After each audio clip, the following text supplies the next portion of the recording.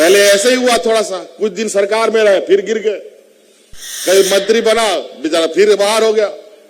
इस बार सरकार बनाए हैं और अगली बार जो बनेगा, अगली बार के बाद जो इस राज के माथे पर इन बेईमानों ने लिखने का काम किया है, पिछड़ेपन का, गरीबी का, भूखमरी का, इस कलंक को हम लोग अगली पारी में इस झारखंड से भगाने का काम करेंगे। हर एक घर तक हमारे लोग, हमारे कर्मचारी, आप लोग सरकार के कर्मचारी लोग को तो जानते हैं, ब्लॉक में भी है, जिला में भी है, लाखों कर्मचारी है और लाखों को लाखों लाखों रुपया तनख्वाह मिलता है। कर्मचारियों को तनख्वाह क्यों मिलता है मालूम है? आपकी सेवा के लिए।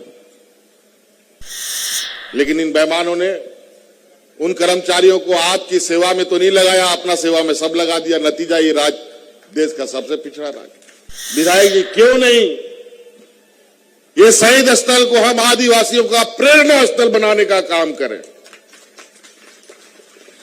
आप लोग विचार कीजिए।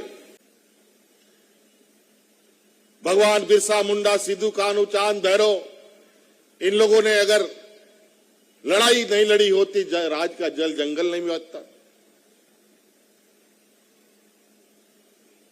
हमें उन शहादत और शहीद लोगों के प्रति अपना सम्मान देते हुए अपने को आज तो हमें ये गर्व होना चाहिए कि आज झारखंड सरकार के कार्यों को दूसरे राज्य के लोग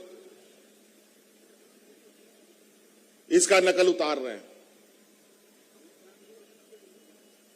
पहले क्यों नहीं होता था? पहले तो लोग भूख से मरते थे, बेचारा करेगा क्या? और अभी इन लोगों को तरह तरह से जात धर्म के नाम पर, हिंदू मुस्लिम के नाम पर, तो इनका शुरू से ये चाल चलता रहा। हमको नहीं लगता है कि ये पहचानने में आपको दिक्कत होना चाहिए। आज हम लोग कई ऐसी चीजों के साथ अभी मजबूती के साथ आगे बढ़ रहे हैं। आज इस राज्य को देश का सबसे पिछड़ा राज्य बोला जाता है। क्यों? क्या कमी है इस राज्य में? ये राज्य पिछड़ा क्यों हो गया? कभी आप लोग सोचा? जब ये राज्य अलग हुआ था तो पैसा कौड़ी लेके तो आया था, वो भी खत्म। उसके बाद धीरे धीरे ये पिछड़ता चला गया। ये एक योजनाबद्ध तरीके से झारखंड को पिछड़ेपन के गर्त में ढकेला इन लोगों ने। मैं इसीलिए इस राज्य में हमेशा ही बोलता हूं, इस राज्य का 80% लोग हमारा गांव देहात में रहता है और आज हमारा गांव देहात का लोग, हमारा गांव देहात का नौजवान मजबूत होगा तभी ये राज्य मजबूत होगा। पेड़ हरा होने से नहीं, जड़ हमारा मजबूत होगा तो पेड़ अपने आप हरा हो जाएगा। और आज हमारा झारखंड का जड़ गांव में है। आज ये किसान मेला लगा, कृषि विभाग का, मतलब कृषि विभाग में बहुत काम होता है, उसमें जानवर भी बंटता है। इस राज्य में जानवर बांटने का प्रक्रिया पहले जानते थे कैसा होता था? ये लोग सरकारी खजाने के लूट से बीमारू जानवर खरीद करके गांव में बांटने का काम करता था। कोई 1 महीना में, कोई 2 महीना में मर जाता था और इस वजह से किसान लोग दोबारा हिम्मत भी नहीं करे। बेचारा 6 महीना मेहनत किया, उसके बाद वो गाय मर गया, वो बकरी मर गई, तो कोई फायदा ही नहीं। नहीं तो हमारा बूढ़ा बुजुर्ग लोगों का पशुधन हुआ करता था जानवर, यही गाय गोरू बकरी मुर्गी से घर द्वार चलता था। अब खत्म हो गया। क्यों? इन लोगों ने तरीके से उन जानवरों को धीरे धीरे खत्म होने का रास्ता दिखा दिया, बीमारू जानवर देना शुरू किया। हम लोगों ने इस बार पशुधन योजना चलाया है। गाय बकरी मुर्गी जो जानवर आप पालना चाहते हैं पालो, लेकिन इस बार जो भी जानवर मिलेगा वो जानवर आपको बीमाकृत जानवर मिलेगा। गलती से मर गया, पूरा पैसा आपको बीमा कंपनी देगा। अब पैसा नहीं डूबेगा।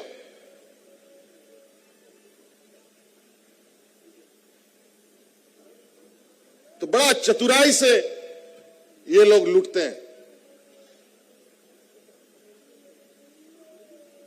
मेरा एक एक भाषण, एक एक गतिविधि ये लोग रिकॉर्ड करके दिल्ली मंगाते हैं और मेरे पूरे गतिविधियों का ये लोग ऑपरेशन करते हैं कि इसको कैसे हम लोग जाल में फंसाएं। इन किन प्रकार लगा हुआ है। 4 साल बीत गया, अभी 5वां साल आ गया। तो हम बोले, पहले भी हमने कहा है कि ये सरकार 5 साल भी पूरा करेगी और अगला बार भी सरकार हम ही लोग बनाएंगे।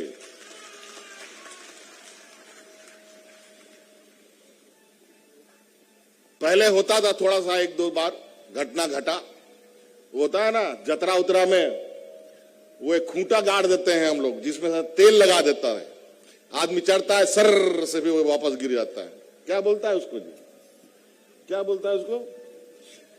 मेला उला में लगता है कि जो चढ़ जाएगा उसको इनाम मिलता है, लेकिन क्या चढ़ ही नहीं पाएगा, या तेल लगा दिया, ग्रीस लगा दिया, जैसे थोड़ा दूर चढ़ता था फिर गिर जाता था। पहले ऐसे ही हुआ, थोड़ा सा कुछ दिन सरकार में रहे फिर गिर गए, कई मंत्री बना बेचारा फिर बाहर हो गया। इस बार सरकार बनाए हैं और अगली बार जो बनेगा, अगली बार के बाद जो इस राज के माथे पर इन बेईमानों ने लिखने का काम किया है, पिछड़ेपन का, गरीबी का, भूखमरी का, इस कलंक को हम लोग अगली पारी में इस झारखंड से भगाने का काम करेंगे। हर एक घर तक हमारे लोग,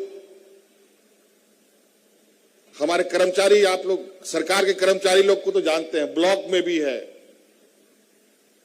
जिला में भी है, लाखों कर्मचारी है और लाखों को लाखों रुपया तनख्वाह मिलता है। कर्मचारियों को तनख्वाह क्यों मिलता है मालूम है? आपकी सेवा के लिए। लेकिन इन बेईमानों ने उन कर्मचारियों को आपकी सेवा में तो नहीं लगाया, अपना सेवा में सब लगा दिया। नतीजा ये देश का सबसे पिछड़ा राज्य। और आज यही कर्मचारी, इनका भी हक अधिकार मारा, इसको भी पेंशन नहीं दिया, बेचारा जाएगा तो क्या करेगा। वो तो हमेशा ही सोचा कि हम नौकरी में कहां से आ गया भाई, बुढ़ापे में तो हमको पेंशन ही नहीं मिलेगा, बाल बच्चा तो भूखा मरेगा। उन लोग भी अब देह लटका के बैठ गया। तो हम बोले तब तो काम नहीं होगा भाई, हमारे सरकारी कर्मचारी का ही उत्साह नहीं रहेगा तो राज में काम होगा।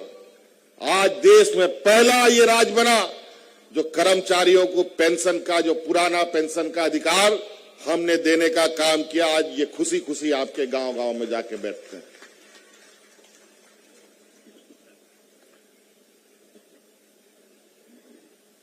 तो कई बातें हैं, कुछ याद आ जा रहा है फिर हम बोल दे रहे हैं, भाषण भी लंबा हो रहा है। तो इस वजह से आज शहीद दिवस है।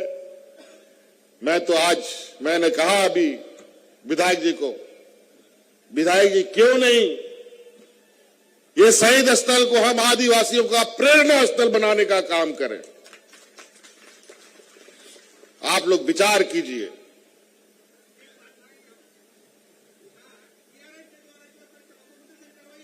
हाँ,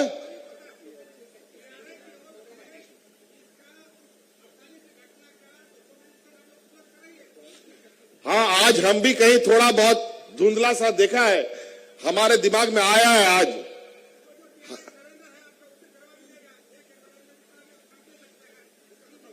और अभी तो आप लोगों का यहाँ काम भी, एक टेंडर भी हो गया है 7 करोड़ का, यहाँ पर 15-16 करोड़ का ही हुआ था, अभी 7 करोड़ का हुआ है, बाकी भी होगा। तो आपका जो सुझाव है, हम उस विषय पर भी, हम हालांकि कहीं अखबार के कतरनी में देखे 48 का कुछ छपा था, हम बोले खोजना पड़ेगा। तो इसमें हम चाहेंगे कि यहां जो लोग हैं, इसमें आप लोग हमको थोड़ा सहयोग कीजिए और निश्चित रूप से 48 तक पहुंच करके खोजेंगे। आपको याद होगा, इस राज्य में आंदोलनकारियों को सम्मान देने का अगर किसी ने पहला काम किया है तो मुझे थोड़ा दिन के लिए मुख्यमंत्री बनने का मौका मिला था, वो भी छीन के लिया था कुर्सी तो उसमें मौका मिला। गोवा सहित के लोग, यहां पर हमारे माननीय विधायक लोग हैं, मंत्री लोग हैं, वहां जो शहीद हुए लोग थे उनके परिजनों को जंगल से ढूंढ करके नौकरी देने का काम हमने किया था।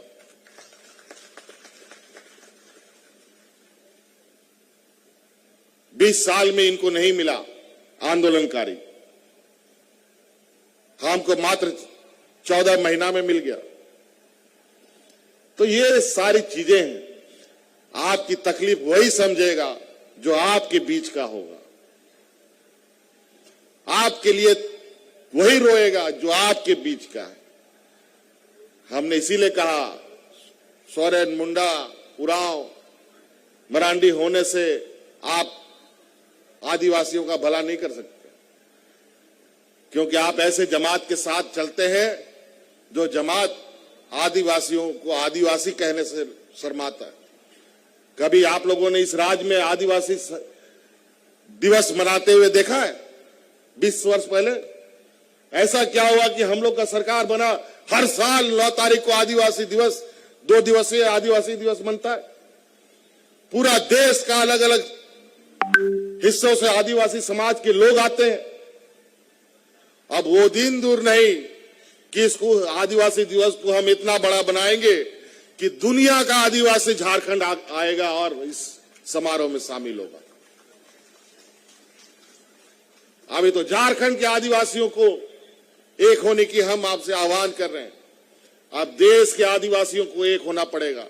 आपको पता है, इस देश के अंदर 550 लोकसभा सीट है ना?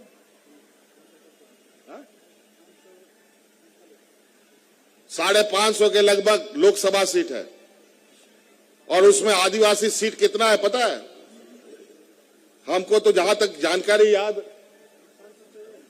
554 है, जिसमें लगभग 50 के लगभग या उससे अधिक ही हमको जहां तक याद आ रहा है, आदिवासी और दलित मिलाकर के इस देश में लगभग 150 सीटें हैं लोकसभा की।